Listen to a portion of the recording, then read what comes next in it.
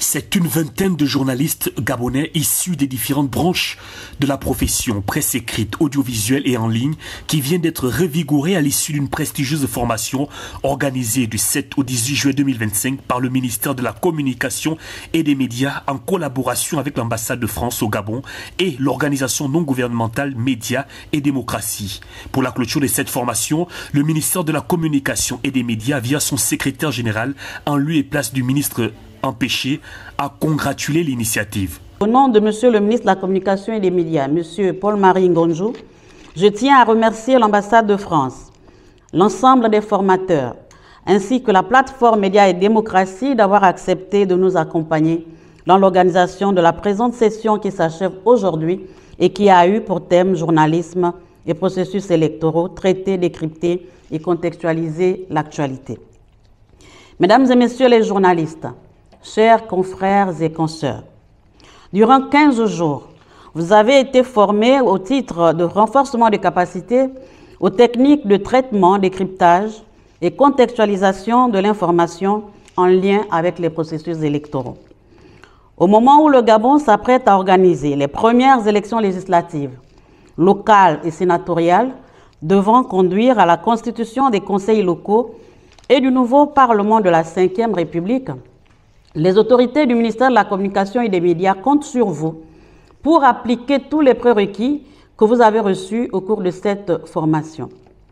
Tout en réitérant nos remerciements, nous comptons également sur la fidèle et franche collaboration établie avec l'ambassade de France et l'ONG Médias et Démocratie pour le renouvellement de ce type d'échanges.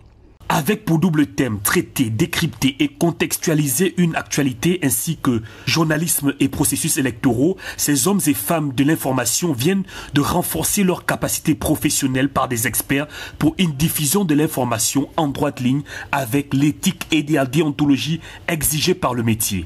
J'ai été très honoré de passer 15 jours avec vous en tant que co-formateur de ce cycle de 2 semaines.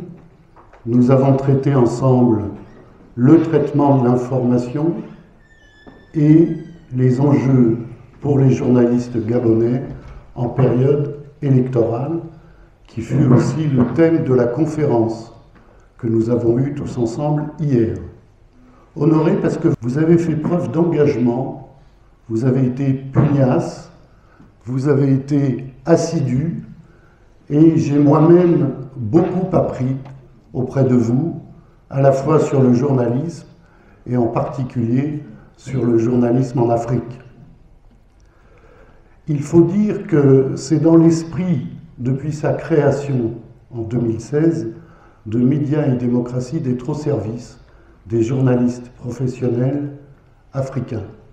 Et je suis très fier que pour ce cycle, nous ayons eu 5 formateurs, 2 formateurs gabonais, une formatrice du Sénégal, un formateur du Cameroun et moi-même.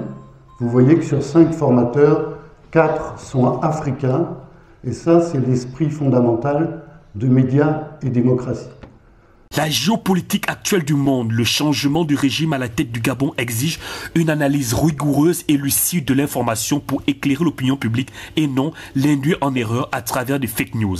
L'ambassade de France se satisfait de l'initiative dont elle a pris une part active. Il s'agit pour nous, à l'ambassade de France, de marquer l'importance très particulière que nous attachons à l'accès à une information indépendante, fiable et de qualité. Cela va sans dire, mais c'est déjà beaucoup de le dire. C'est une de nos priorités pour une raison très simple, parce que cela contribue à renforcer les libertés fondamentales et à élargir l'espace démocratique. Et je crois que dans la période de démocratisation à laquelle nous assistons aujourd'hui avec la transition, c'est encore plus important. Les parchemins reçus sont le témoin d'une volonté des journalistes gabonais de se montrer à la hauteur des attentes pour une participation efficace au développement du pays traversé par l'Équateur. Tu te mets dans quoi, pays c'est question, tu veux pas de moi, pourquoi tu me fais ailleurs?